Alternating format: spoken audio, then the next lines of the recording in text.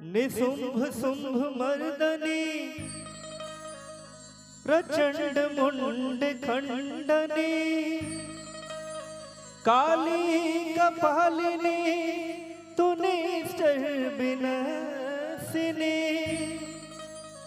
रोग दुख नाशिनी विधाता के उपासिनी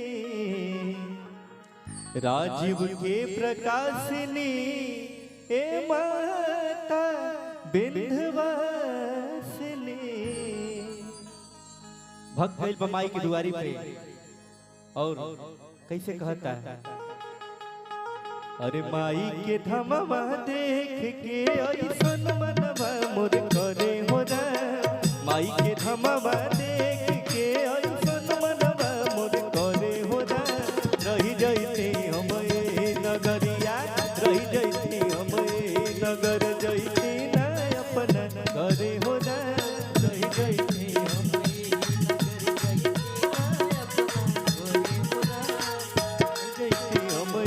नगरिया माई के धमवा देख के ऐसन मनवा मोर करे हो रा। माई के धमवा देख के ऐसन मनवा मोर करे हो रा।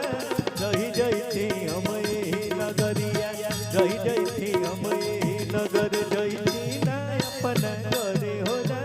रही जैते हम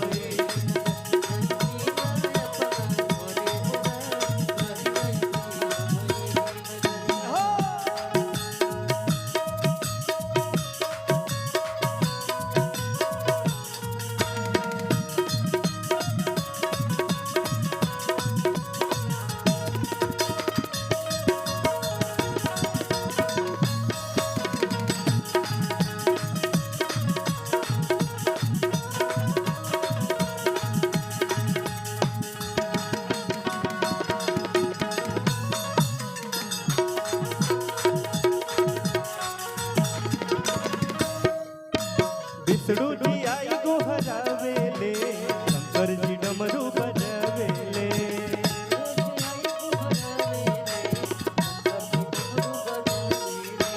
बीड़ा के तान पर नारद बाबा माई भजनिया सुनावेले।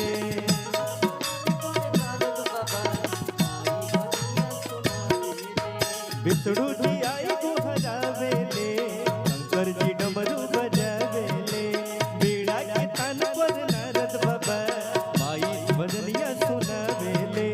माई दुवरिया देव तो के राजा रोजे पनिया मरे हो रा। माई दुवरिया देव तो के राजा रोजे पनिया मरे हो रा। रही जैते हम नगरिया, रही जैते हम नगर जैते ना अपना करे हो रा। रही जैते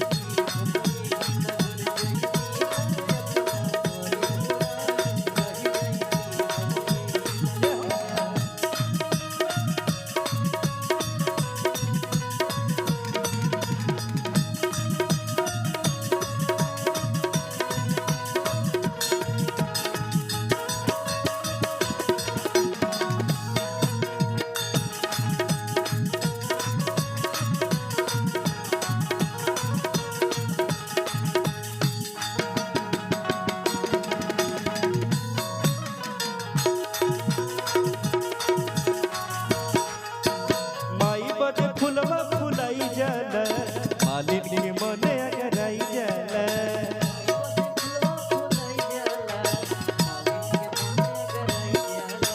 पान के पतैया के बड़ भाग रे, माई चरनिया में आई जाला।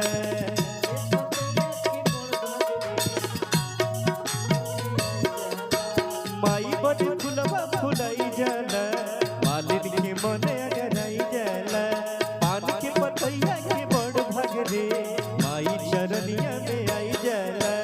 काम धेनु गैया से खुश होली मैया, अपने दूधवा डरे हो रा। काम धेनु गैया से खुश होली मैया, अपने दूधवा डरे हो रा। रही जैते हम नगरिया, रही जैते हम नगर जैते ना अपना डरे हो रा। रही जैते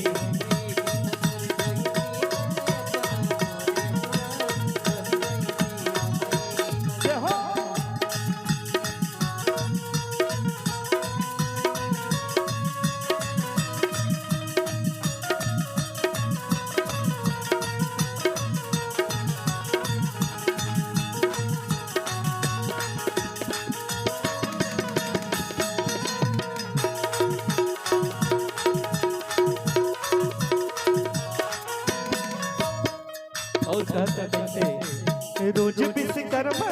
आवेले माई के मंदिर सजावेले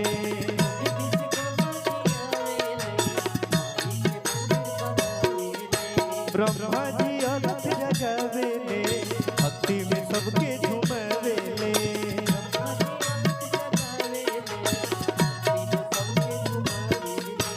रोज विश्वकर्मा जी आवेले माई के मंदिर सजावेले ब्रह्मा जी अलख जगावेले भक्ति में सबके झुमावेले 64 जोगनिया का चौवर डोलावे झुर झुर पवन डोले हो जाए 64 जोगनिया का चौवर डोलावे झुर झुर पवन डोले हो जाए कही जैसे हमें नगरिया कही जैसे हमें नगर जैसे न अपना घरे हो जाए कही जैसे हमें नगर जैसे